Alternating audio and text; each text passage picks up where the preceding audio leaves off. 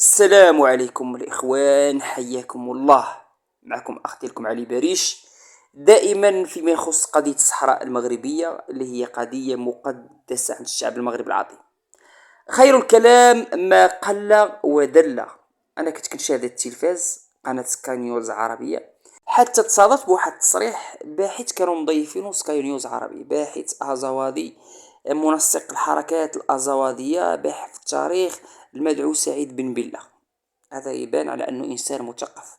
نسمعوا خوتي تصريح سعيد بن بلة منسق الحركة الأزوادية، واعطونا أفكاركم ورأيكم. سمعوا ماذا قال سعيد بن بلة لقناة سكاي نيوز عربية. نحن مقاومين ولم نكن عملاء لفرنسا. هناك من يسوق بأننا عملاء لفرنسا. نحن لو كنا عملاء لفرنسا لخلقت لنا دولة مثل ما خلقت لعملائها الحقيقيين دولا.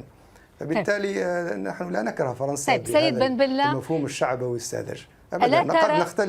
قد نختلف مع الفرنسيين لكن لا نكرههم.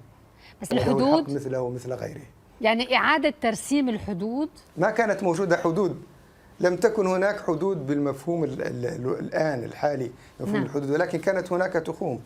مناطق معروفة فيها فلان قاموا دولة، منطقة أزواد كانت فيها قبائل العرب والطوارق والسونغاي، وتتبع سياسيا للعرش الملكي المغربي حتى 1893.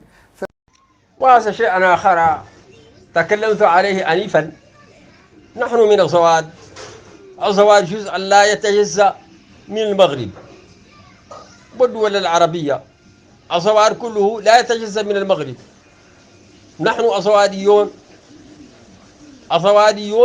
نحن لا نتجزأ من المغرب، جزء لا يتجزأ من المغرب العربي ككل، خصوصا المملكة المغربية. هذا نحن منه وإليه وإليها ومنها وفيها، ونحن معها في كل شيء.